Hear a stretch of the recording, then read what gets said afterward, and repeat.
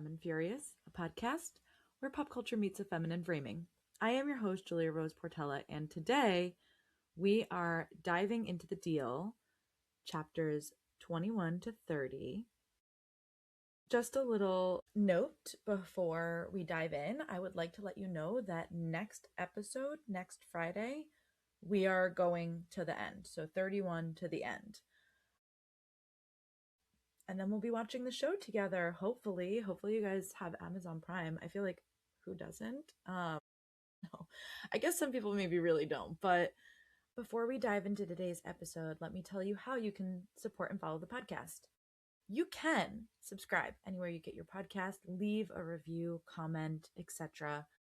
You can watch full video breakdowns on YouTube. You can get more cultural analysis over on Substack. You can get community and hangout vibes over on Patreon. And you can follow on Instagram and on TikTok at FemineFuriousPod. This is just a quick reminder that I do have a new show coming out. It's called Third Eye View.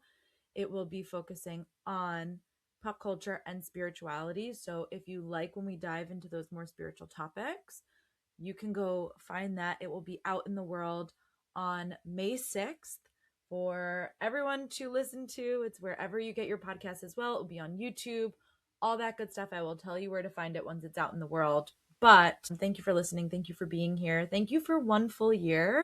Now, a little bit longer than that. I don't think I've maybe mentioned it on the podcast, but April 17th was a full year of Feminine Furious. So thank you for being here with me for a year. This has been such an amazing journey. I'm so grateful. I think we have a co-host today. Okay, this is Watson. If anyone's listening at home, you can watch the video. This is Watson. Watson is my co-host.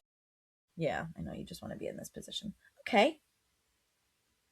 All right. Let's podcast. So we are still focusing on The Deal by Elle Kennedy. Just a gentle trigger warning. We are talking about abuse. We are talking about sexual assault. We have, as far as tropes and microtropes go in the stretch of chapters, there is a good girl shout out. So if that's for you, you like this stretch of chapters perhaps. And we also get a new introduction to Birdie, who is a sensitive senior hockey boy. So that is what's going on. Let's dive into our quickie where we will look at the key themes and key moments of this stretch of chapters.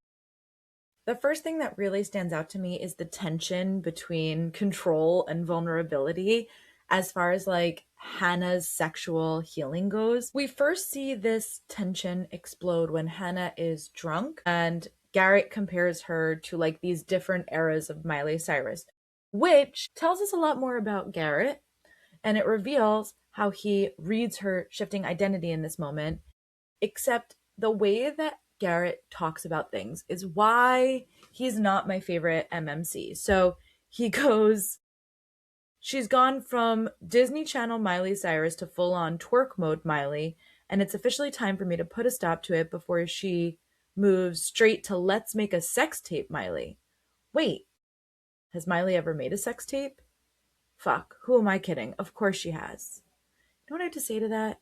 Garrett Graham, middle finger and middle finger.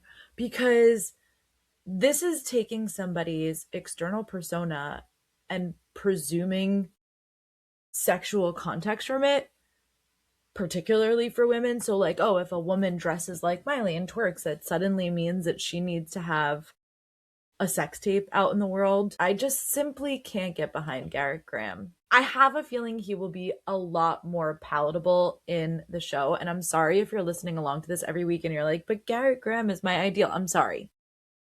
I have a problem with a lot of book boyfriends. There are some that I overlook their flaws because of hot privilege. And when I had Penn Cole on this podcast and we were talking about Luther Corbois, we talked a lot about hot privilege and how people excuse a lot of things that Luther does because he's hot and have a hard time swallowing Henry down because he's not as hot. And I think that hot privilege comes into play a lot when it comes to like book boyfriends, and I would overlook their flaws. But I think because sports romance is so rooted in reality versus a lot of these fantasy novels that I read or romantasy novels that I read. When you have these fictional characters rooted in a very real world where they have iPhones and they go to landmarks and places that we go and talk in the language that we do and have modern references like Miley Cyrus, it becomes hard for me to digest how they are moving through the world. When you're in a fantasy world and there are specific rules that you abide by, or there's a specific persona, or it's not connected to Earth in this capacity, it just makes it easier on top of their hot privilege to like go into a different space where you're thinking about things from a different perspective, and not as focused on these like real world issues. When you have a guy like Garrett Graham and his flaws are these like particularly human things, it becomes a guy that you would see at a bar that he'd be like, well, I wouldn't give my number to that guy. And I hope that that makes sense. And I know that maybe I'm not judging him fairly. And again, I keep in mind that I am 33, going to be 34. And this is a 20 going on 21-year-old boy who is a college athlete. So we are also in vastly different places. Like this would have maybe been much more appealing to me when I was younger and much more in a pick me phase of my life. Now I am in a what is the opposite of pick me? I am like, don't perceive me if you're a man. So, you get these like different discrepancies also as far as like age and whatnot goes. But the fact that Garrett has this like interwoven misogyny that just continues throughout the book is so hard for me to process and digest and like him as a character. I don't think that we're going to get this level of like pretension and cockiness and misogyny in the show. I just don't. I certainly think that he'll be confident or cocky or things like that, but I think it will be much more endearing and palatable because there are so many times in this book where I'm like, why is that a thought that you're having? Like, is this how men really think? And obviously it's not. It's how Elle Kennedy thinks that men think. So, it'd be one thing if these were like dual written chapters by like a man and a woman together. But that's not what we get. We're just getting Elle Kennedy and how she perceives men to be thinking, which I think is an interesting commentary from a feminist perspective. But when we're looking at Garrett as a character, I find him quite frankly annoying. So Hannah ends up coming on to Garrett. And instead of taking advantage of her, he shuts it down. And okay, fine. I concede to the fact that Garrett is not sufferable here. The next day, though, sober Hannah tries to reframe the entire interaction, and she admits that this was intentional, that she intentionally did try to come on to him, and she's going to try again now that she's sober.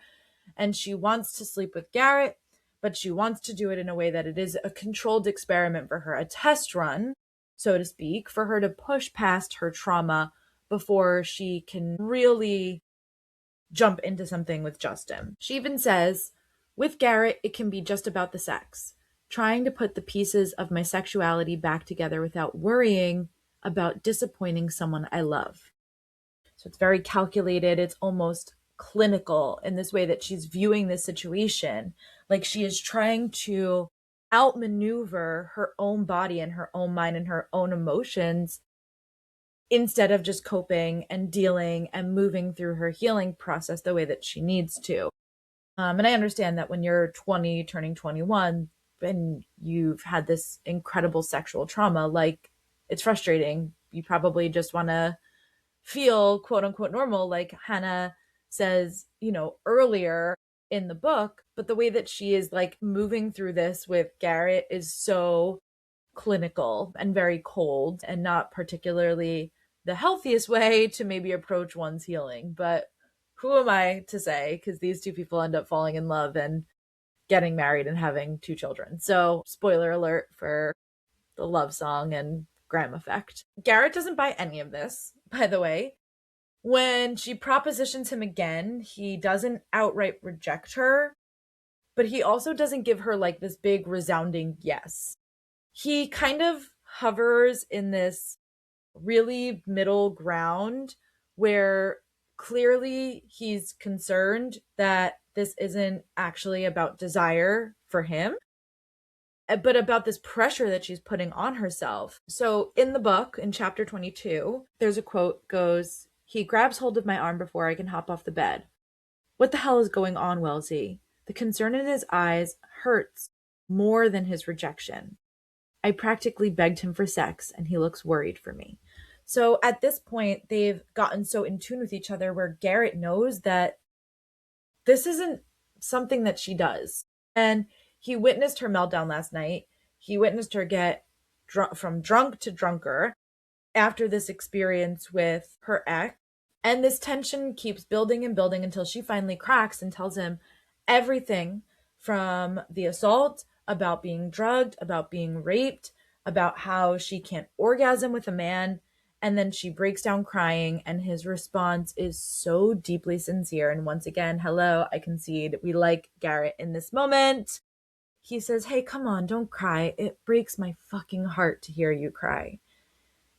And Hannah responds, "I'm broken." To which Garrett says, "You're not broken, baby. I promise. A baby will always work on me. A baby will always work on me." Babe and baby are like the prime pet names. But there's something about like when a man pulls off baby that I'm like, creme de la creme, chef's kiss, you win, I get it. So then Hannah then responds to that, "Then help me prove it, please." So he admits then to her that he doesn't know the etiquette for being with somebody who's gone through a trauma like this, which is such an unpolished vulnerability for him. And also, just like Garrett, is very straight shooting and honest in its admission to her. He doesn't want to let her down. He is so afraid of causing more harm instead of helping her. And for all of his faults, I will say, I like this version of Garrett Graham. Despite saying that he struggles with empathy earlier in the book, he is right here with her, fully present with her, trying not to hurt her and trying to understand. So then we get sort of like the next big theme or kind of like key moment that goes into these chapters. It is the idea of redefining things from intimacy to their relationship titles. So eventually they have sex. Hello, here we are. We've hit the smut part of the book and it's great and we love it and it's wonderful. Doesn't go smoothly for them. Hannah gets pulled under by her fear. Garrett calls out the fact that she lacks trust in him. But then he admits that he's been researching this. So Garrett says sex is all about trust. Even if you don't love the other person, even if it's just a hookup, it still takes a serious amount of trust to open yourself up and let yourself go to that vulnerable place, you know? And there's nothing more vulnerable than coming. His mouth lifts to a dry smile. At least that's what my Google search taught me. Hannah goes, "You researched this?" Embarrassment reddens his cheeks. "I had to. I've never slept with someone who's been, you know." They go on to have this conversation where he pulls more details out about the assault from her. And instead of letting the moment completely collapse and turn into like a quote unquote failure, he pivots. He just suggests that they exist in the same space together, that they get off separately, and that they take the pressure off of the performance. He talks her through an orgasm instead of trying to guide her physically through one. He becomes less about the physical act of sex and more about letting her reclaim control over her body in a sexual situation with a man. And this moment opens a door for her because later, when they hook up again and he goes down on her, she orgasms and then she immediately starts crying. And it's this big moment of cathartic release for her that her body is processing something bigger than just this physical amount of pleasure because there is relief in the tears that she lets herself have in this moment. There's grief. There's maybe even a sense of hope and putting herself back together. It's a messy exploration of like what sex does, which it does bring up a lot of feelings And I've been there myself where I've had that cathartic moment of crying just because it's a release. Like we always talk about orgasm as a release in this context of like it feels good, but a release is a release. Like crying is a release, burping is a release, yawning is a release. And your body just has a way of tying all of those things in together.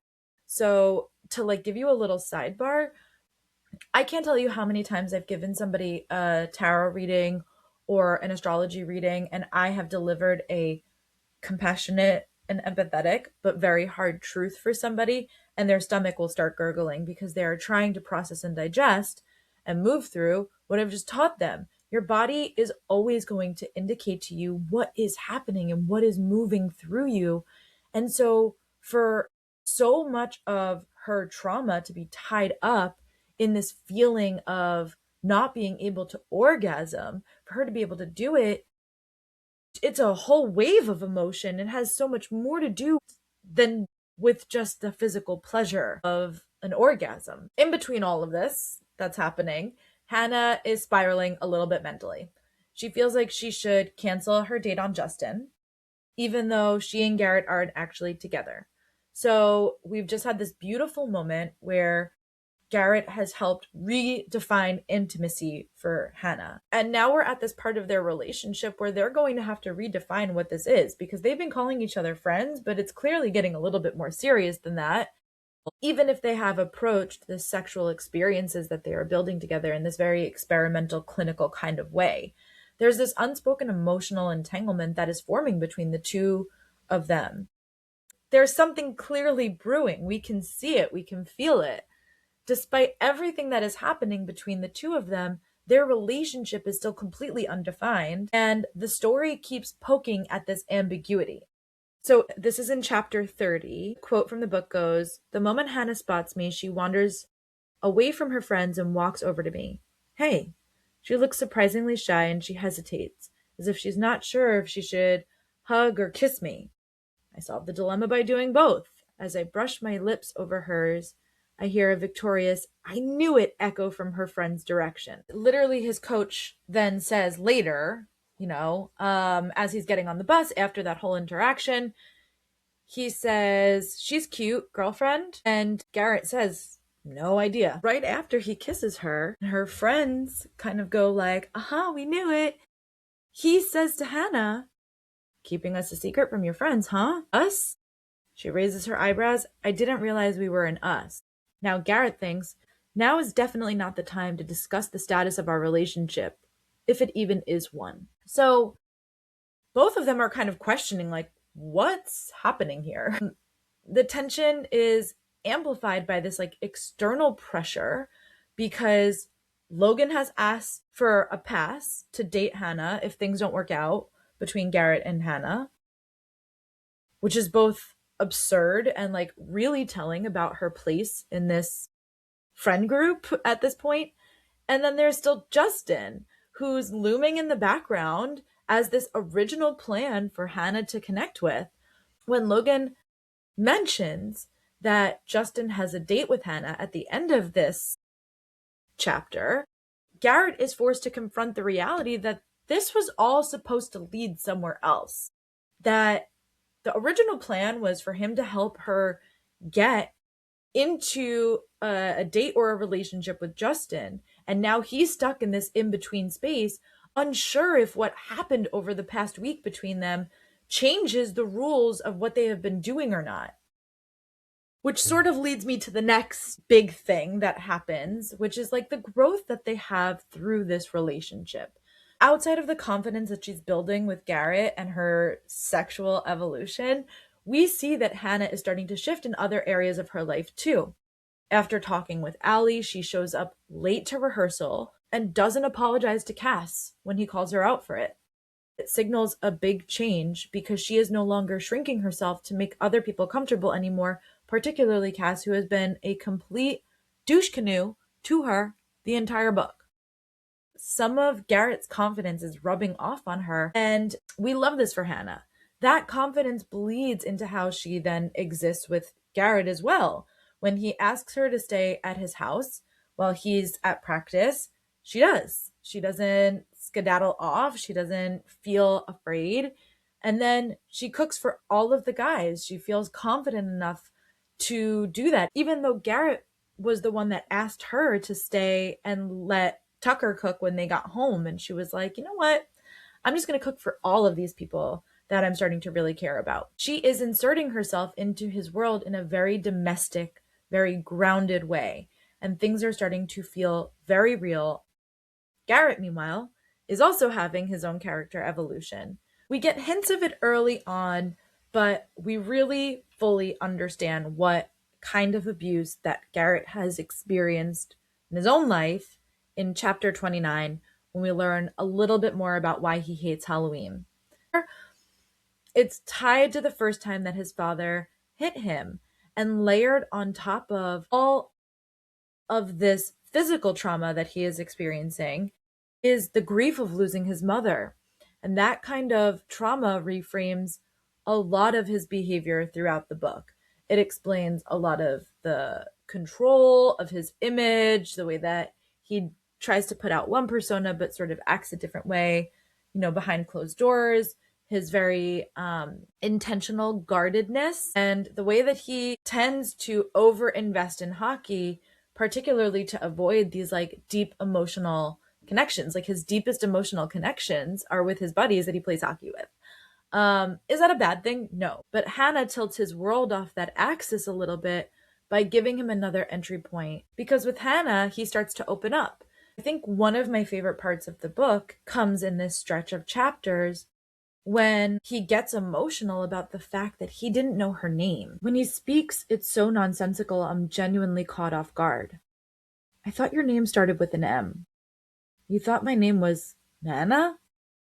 Garrett snickers. No, I thought your name was Mona or Molly or Mackenzie. Anything with an M. I don't know whether to be insulted or amused. Okay? For almost 2 months, Hannah. I went 2 months without knowing your name. Well, we didn't know each other. You knew my name. I sigh. Everyone knows your name. How did I go so long without noticing you, damn it? Why did it take seeing a stupid A on your midterm to make me notice? He sounds so genuinely upset that I scoot closer and kiss him. It doesn't matter.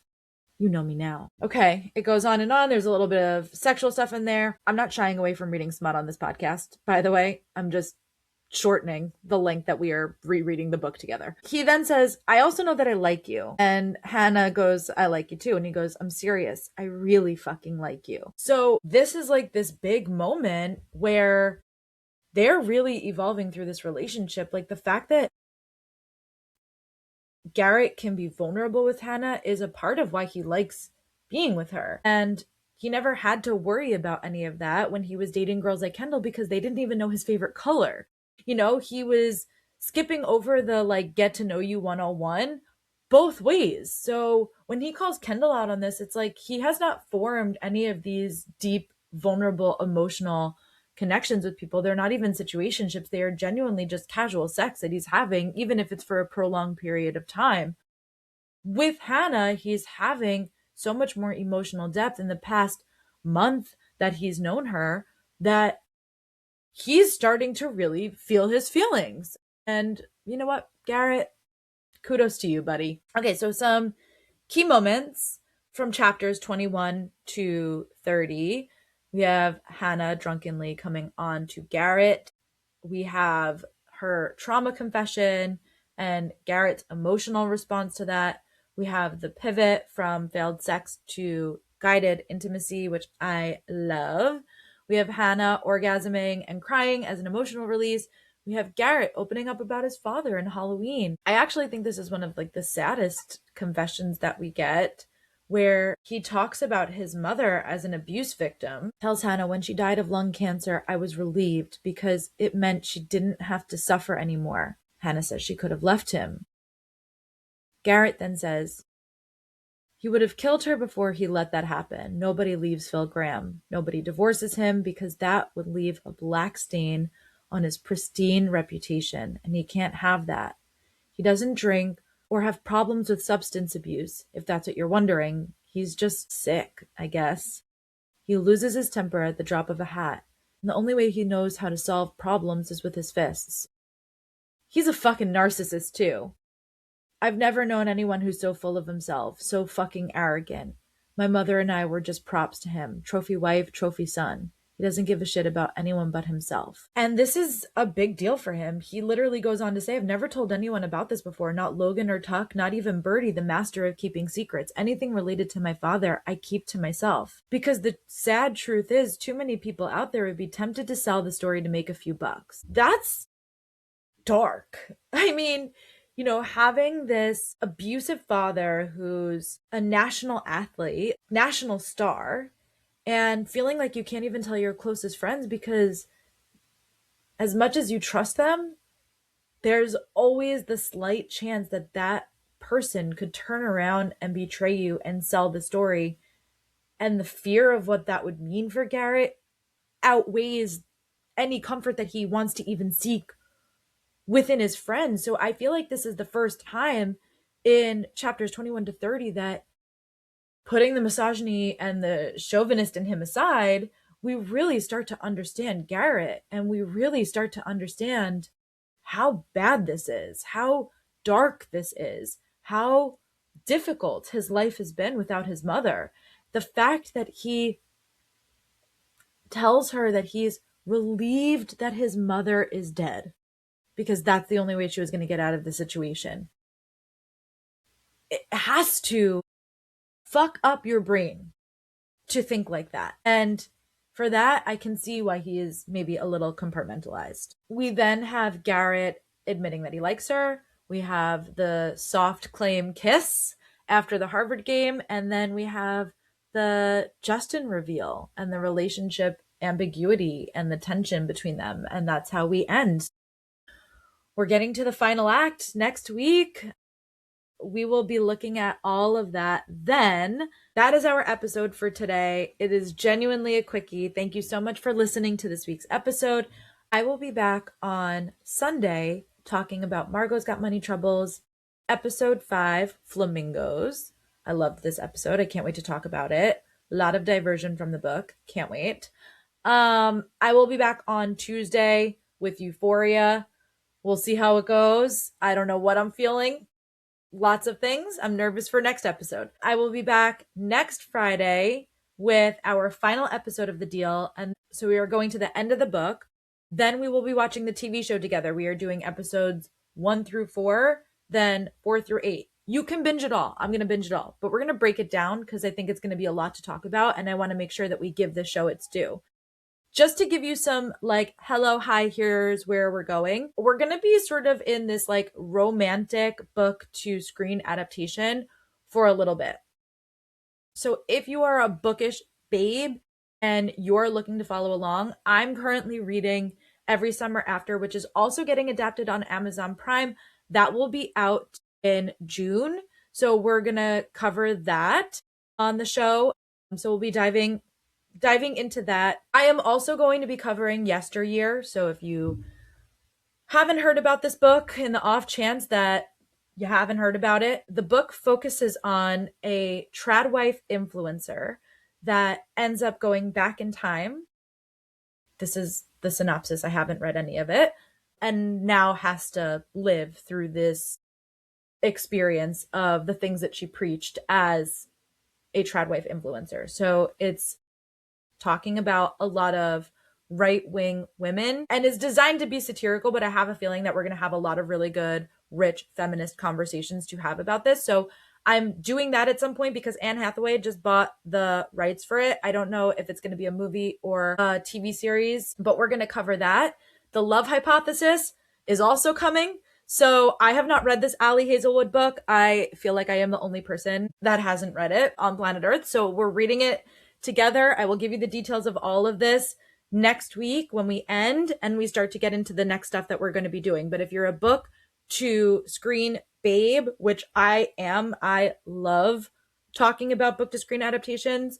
We're going to finish The Deal and we're going to get into the TV show. We're going to be doing Every Summer After, which comes after that. We will be doing The Love Hypothesis, and also we will be doing Yesteryear. So we're in a bit of a bookish space for a little bit. That's not to say there won't be any TV in the mix, because also House of the Dragon comes back at the end of June. So we'll be doing that as well. Don't worry. We're on a content spin until the day that we die. Lots of content this year. Can't wait to talk about it. Love you guys so much. I will see you on Sunday for Margot's Got Money Troubles. And until then, go have an orgasm.